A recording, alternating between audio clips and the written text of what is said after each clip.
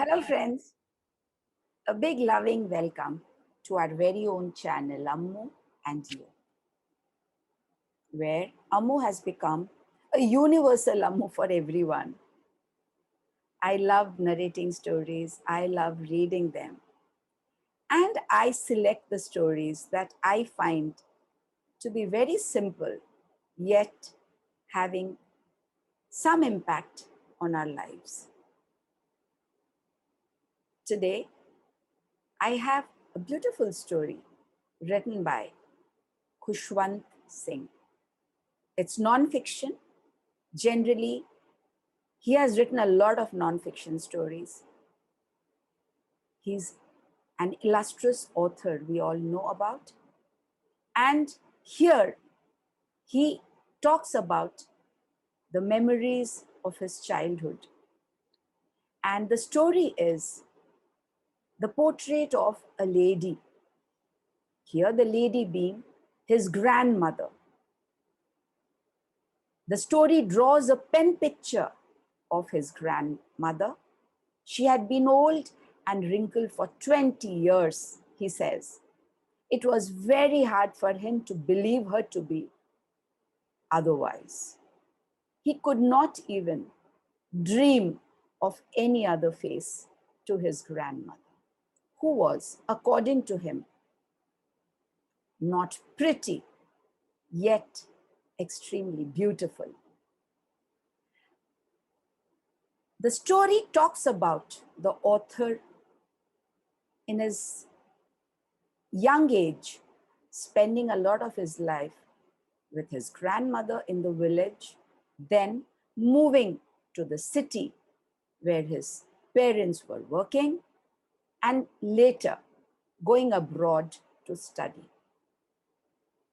Through all these years, his relationship with his grandmother is what that is being portrayed in this story written by Khushwant Singh, The Portrait of a Lady.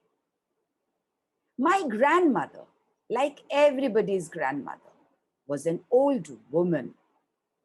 She had been old and wrinkled for the 20 years that I had known her. People said that she had once been young and pretty and had even had a husband, but that was hard to believe, at least to me.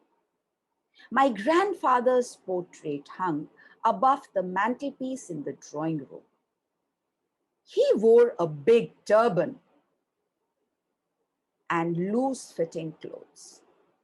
His long white beard covered the best part of his chest, and he looked at least 100 years old. He did not look the sort of a person who would have wife or children. He looked as if he could only have lots and lots and lots of grandchildren. As for my grandmother being young and pretty, the thought was almost revolting. She often told us of the games she used to play as a child that seemed quite absurd and undignified on her part.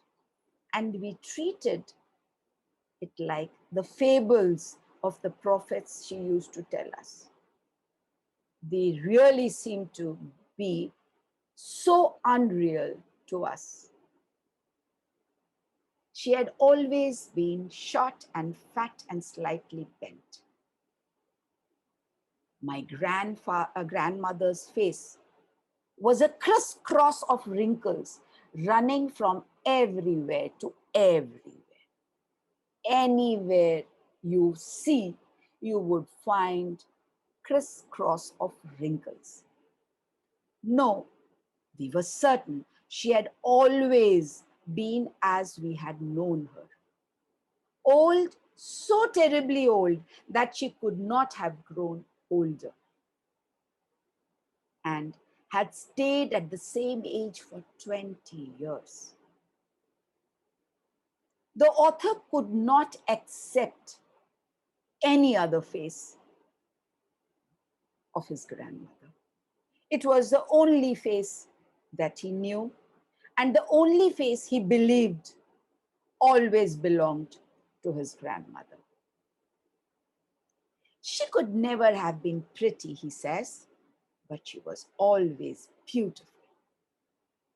She hobbled about the house in spotless white, with one hand resting on her waist to balance her stoop, and the other telling the beads of her rosary. Her silver locks were constantly moving, and they were scattered untidily over her pale, puckered face, with lips always moving in inaudible prayer. How could she pray so much? I had no clue. Yes, she was beautiful. She was like the winter landscape in the mountains, an expanse of pure white serenity, breathing peace and contentment. That is what was my grandmother. My grandmother and I were good friends. My parents left me with her when they went to live in the city, and we were constantly together. My parents had gone to the city on work, and they wanted to settle themselves there and did not want my studies to be disturbed. So I was there with my grandmother in the village. She used to wake me up in the morning and get me ready for school. She said her morning prayer in a monotonous sing-song while she bathed and dressed me, in the hope that I would listen and get to know it by heart. I listened because I loved her voice, but never bothered to learn it. The prayer that she said did not have any meaning to me then. Her voice had. She had. Then she would fetch my wooden slate, which she had already washed and plastered with yellow chalk, a tiny earthen ink pot, and a red pen, tie them all in a bundle, and hand it to me. After a breakfast of a thick, stale chapatti, there were no fridge in those days, no gas those days. So stale chapatti made the previous evening with a little butter and sugar spread on it, we went to school. She carried several stale chapattis with her for the village dogs. We and the dogs had the same food to eat. My grandmother always went to school with me because the school was attached to the temple. The priest taught us the alphabet and the morning prayer. While the children sat in rows on either side of the veranda, singing the alphabet or the prayer in a chorus, my grandmother sat inside reading the scriptures. When we had both finished, me with my studies and she would with her reading of the scriptures, we would walk back home together. This time, the village dogs would meet us at the temple door. They followed us to our home, growling and fighting with each other for chapattis that we threw at them. This was an everyday routine, and both of us loved it. A simple daily routine. How much joy can it give? Is probably what the author remembers, understands, and wants to express. He further says, my grandmother always went to school with me in the village. But when my parents were comfortably settled in the city, they sent for us. That was a turning point in our friendship. Because in the village, it was only me and my grandmother. We were great friends. Now, in the city, I had my parents, I had a new school, I had new friends, and I was growing up.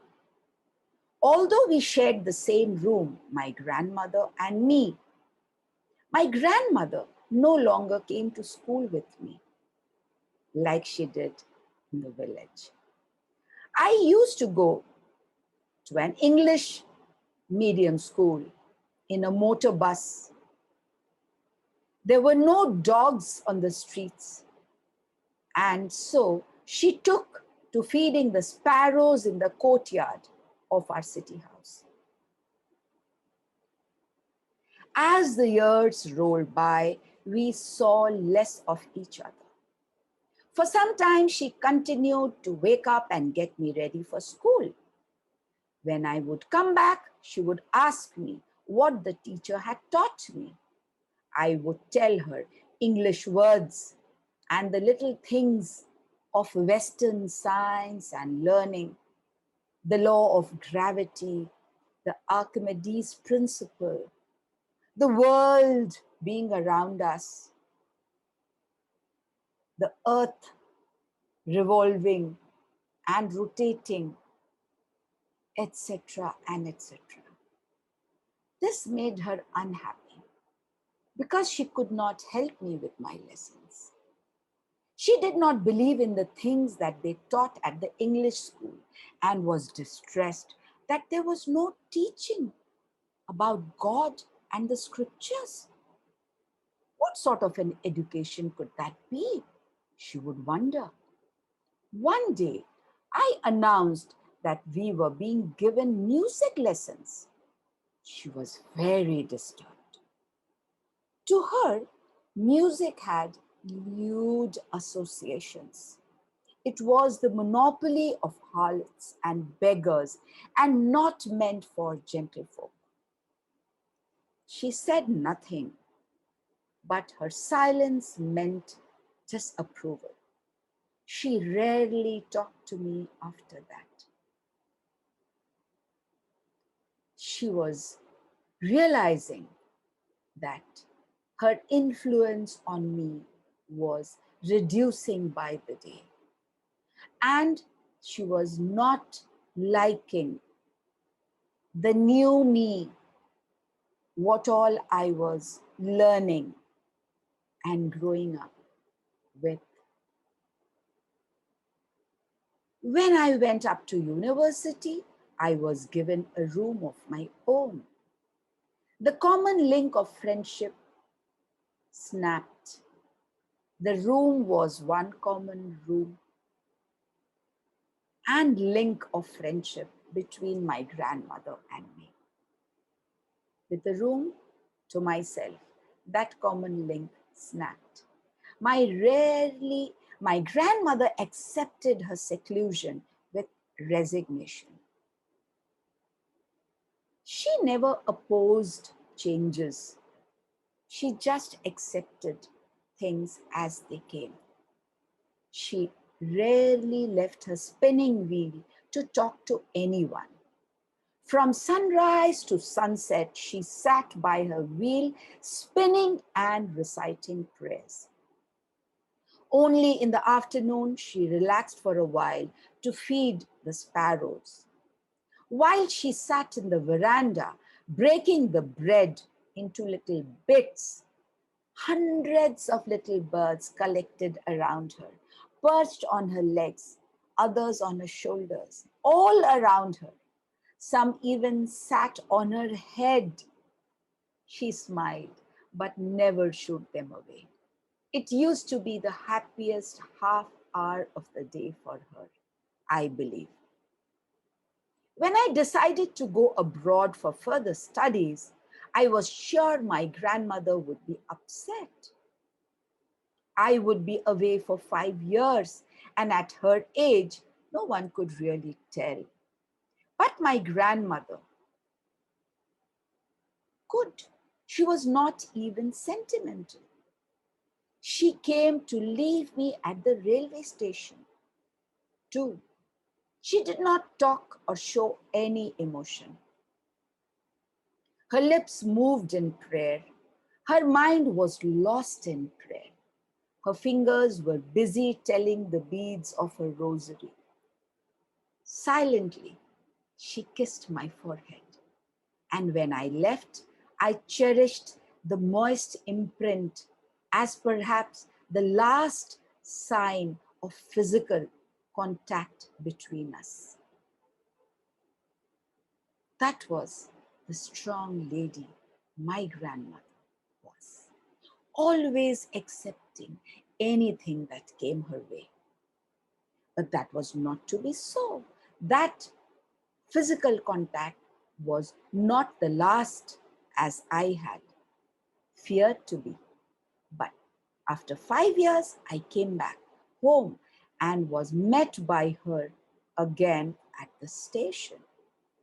She did not look a day older, and still she had no time for words. Her lips kept moving in prayers while she clasped me in her arms. I could hear reciting prayers. Even on the first day of my arrival, her happiest moments were with her sparrows, whom she fed longer than before and with frivolous rebukes.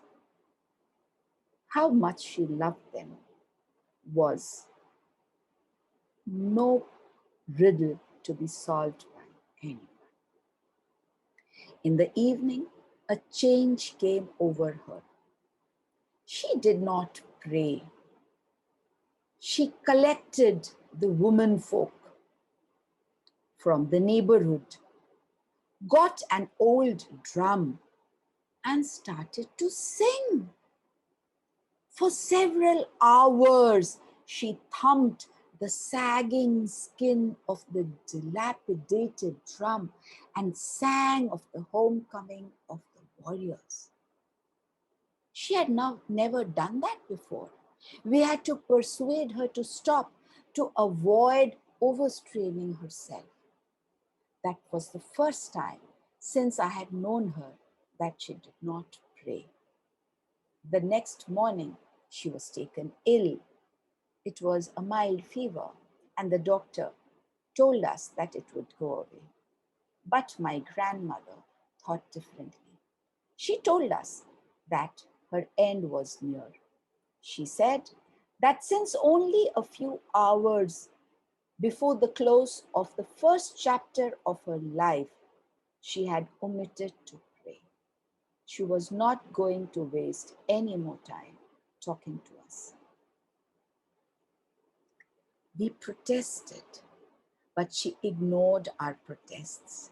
She lay peacefully in bed, praying and telling her beads.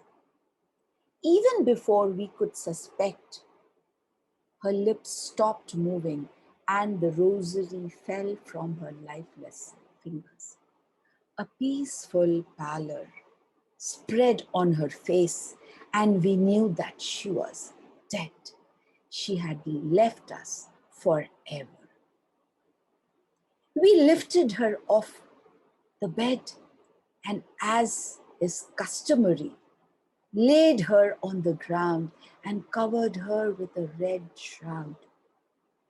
After a few hours of mourning, we left her alone to make arrangements for her funeral. In the evening, we went to her room with a crude stretcher to take her to be cremated. Stretcher made of bamboos. The sun was setting and had lit her room and veranda with a blaze of golden light.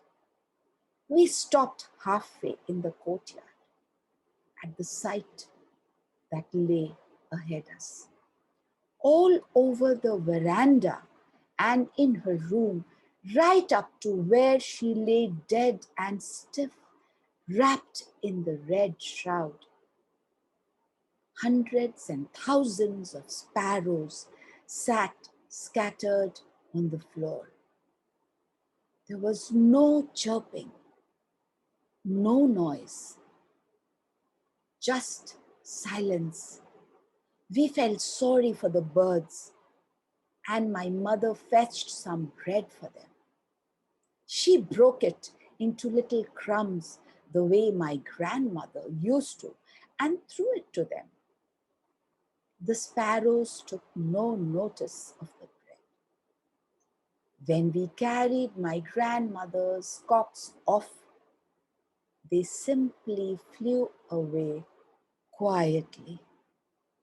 Next morning, the sweeper swept the breadcrumbs into the dustbin.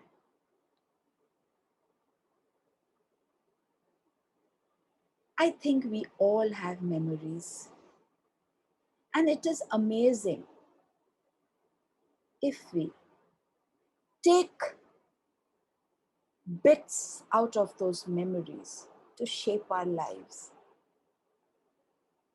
We will be amazed at the priceless learnings that life already has in our past. What a beautiful relationship the narrator had with his grandmother, that he narrated it for the world to know, to express the change in the relationship over years, but the close bond that kept the grandmother alive till he came back home after 5 years. She welcomed him with her love and prayers and left the world next day. I'm sure you've liked the story. Kindly like, share, subscribe. You can hit the bell icon too to get all the notifications of this channel. I will soon see you again with another story to narrate to you. Thank you for watching and listening to my story. Bye-bye.